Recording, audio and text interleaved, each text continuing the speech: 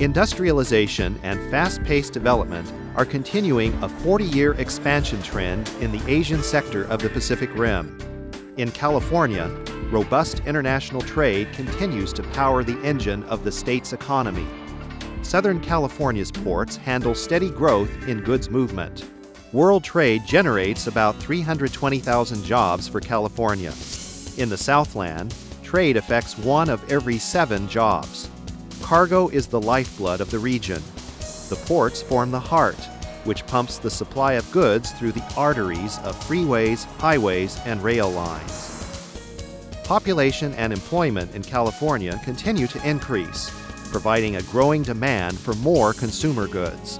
Shifting manufacturing patterns indicate that future U.S. demand for Asian manufactured goods will increase exponentially.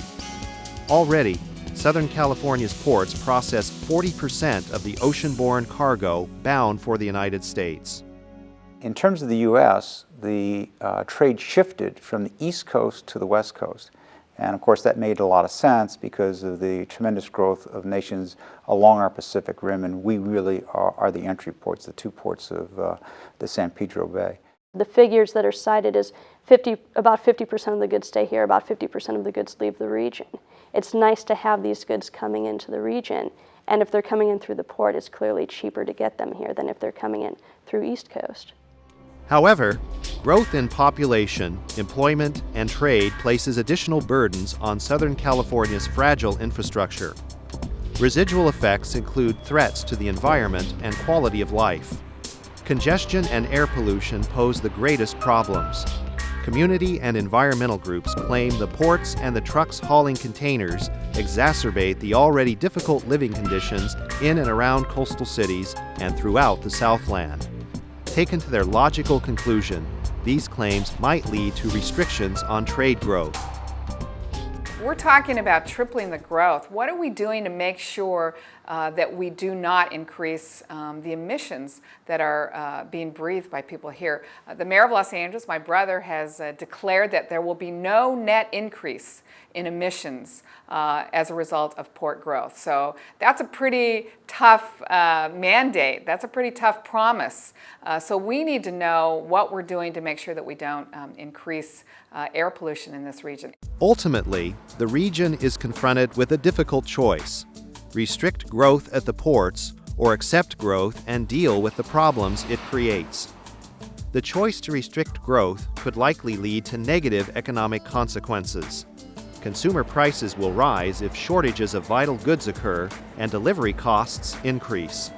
In the short term, jobs may be lost from the California transportation and supply chain. Some business leaders suggest a downward spiral could occur, with businesses relocating outside of the area to avoid restrictions and higher costs. Trucking companies, warehouses, and ports located outside the region would be positioned to pick up any diverted cargo. As a result, these outside interests would stand to benefit financially. In terms of sort of an economic benefit-cost calculus, the benefits are diffused to a much larger area, and oftentimes the costs are localized to a well-defined area. And so in a place like Long Beach, and you can look at the pollution maps generated by the AQMD just as well as I can, you can see that we're probably bearing a much greater share of the air pollution that's associated with the transportation sector, simply because of the very nature of the way business is done. The other choice, to accept growth, will definitely benefit the local economy. It will keep consumers supplied with the goods they demand at competitive prices. Concerns about congestion and pollution are legitimate and must be addressed. With planning and foresight, investment, and the introduction of new technologies, the environmental impact of greater port traffic and goods movement can be mitigated. Quality of life can be preserved and possibly even improved if all stakeholders contribute to the effort. Just by the nature of goods movement, we do have impacts. But there's a lot of things that we can do to minimize those. Certainly there's no reason to have bad water quality as a result of the movement of vessels in and out. There's just no reason to have that, and I think it can be achieved. Same with air quality. Air quality is a little bit tougher because you still, even in the best case, if we can get down the emissions to the targets that we want right now, we're still going to have residual air quality emissions. So we have to grapple with just how much is acceptable. But we certainly have areas where we can reduce significantly, and that's our goal right now. Port authorities, shipping companies, terminal operators, trucking companies, labor unions, rail operators, local politicians, community groups, warehouse operators, and retailers. All of these groups must contribute, all must cooperate, and all may be faced with some compromises. Indeed, success already has occurred in some areas.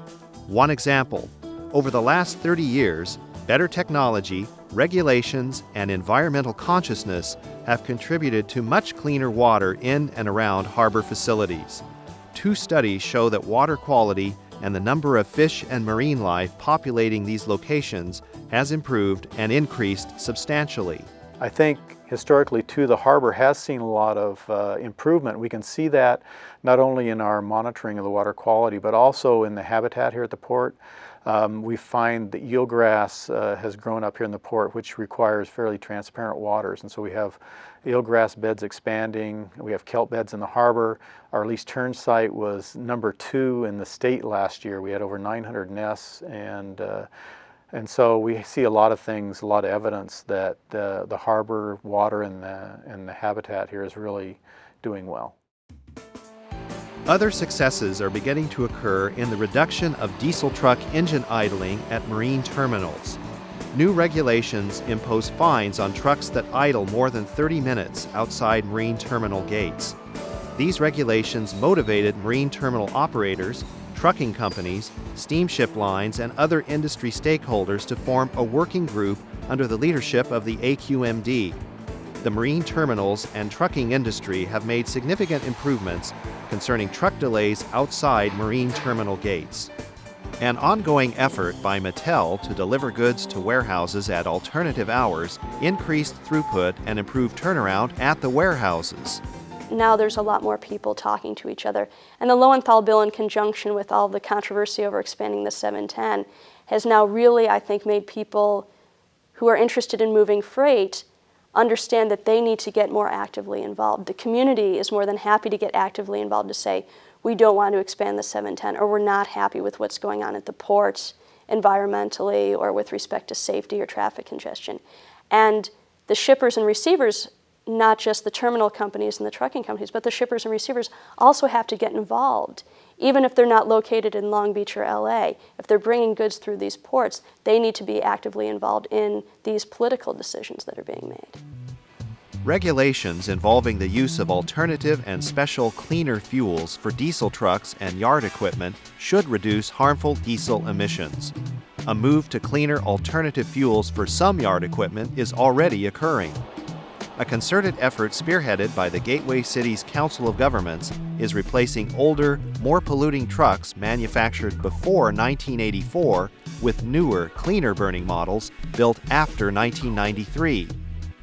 Basically buy a new one and scrap the old one. It's a great program.